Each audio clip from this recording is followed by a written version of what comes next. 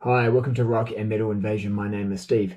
Coming up on the show today, I'm doing album cover art, looking at album cover art by Marshall Arisman. So he was an artist he died in 2022, but he's most well known, I suppose, for having done the book cover for American Psycho, and also he did the cover for the reissue of the book cover of Silence of the Lambs. But he also has done some album cover art. And this is only something I discovered quite recently, and I was quite surprised when I found some of the records in my collection that he had done the album cover art for.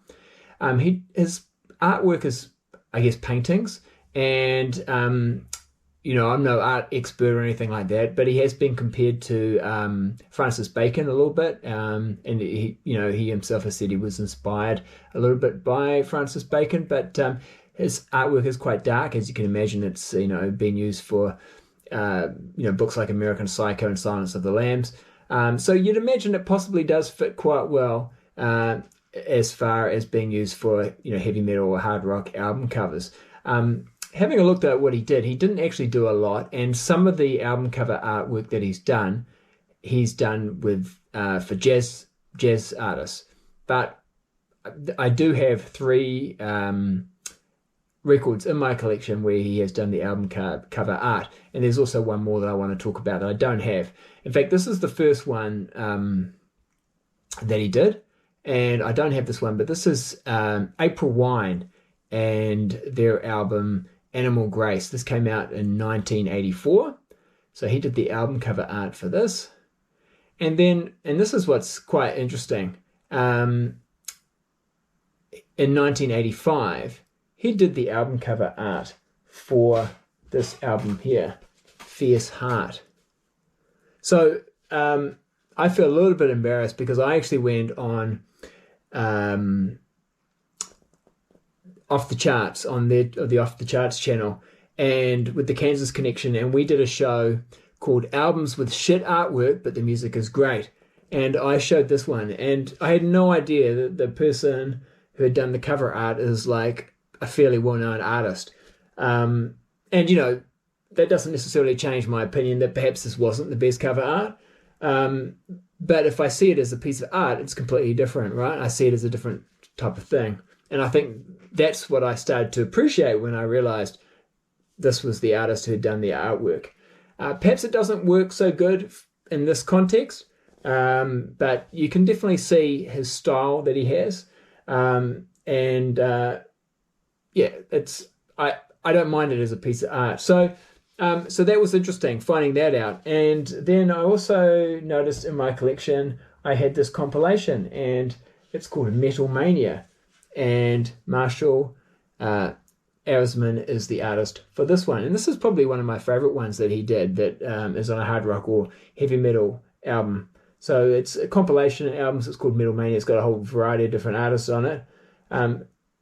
It's got his signature on here. And I think he puts his signature, let's see if it's on this one. No, it's not on this one. It's on the next one I'm going to show. But also there's more on the back. Sometimes his art is only just on the front, but it actually does carry on into the back. And in this sense, it actually seems to make sense, right? Because there's someone singing, and then there's the person there with the guitar.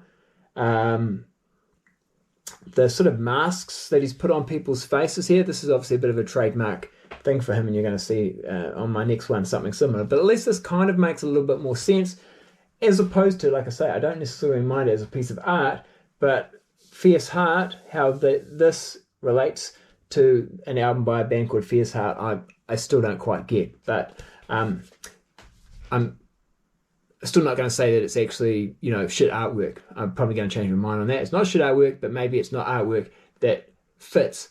Was a great choice perhaps for album artwork.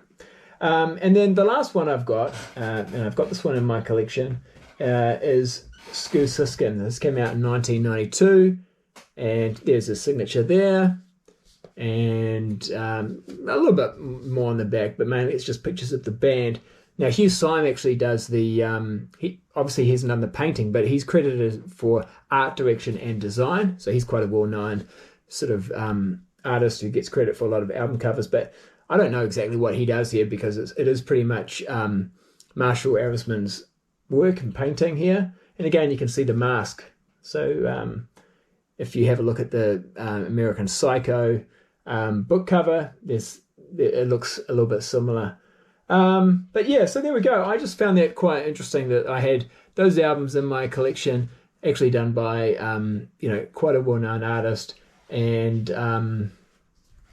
looking at them, I was thinking, yes, you could definitely now. I've never noticed this before, but when I look at these three albums I do have in my collection, you can see that there's some similarities there.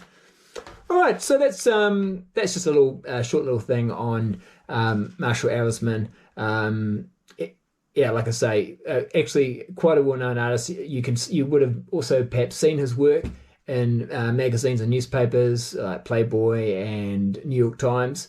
And like I say, he only did a few hard rock or metal album covers, not very many, but he also has credits on some jazz albums as well. All right, so I may do some more of these where I look at some of the artists that have designed artwork on album covers. All right, that's it for today. We'll see you later. See ya.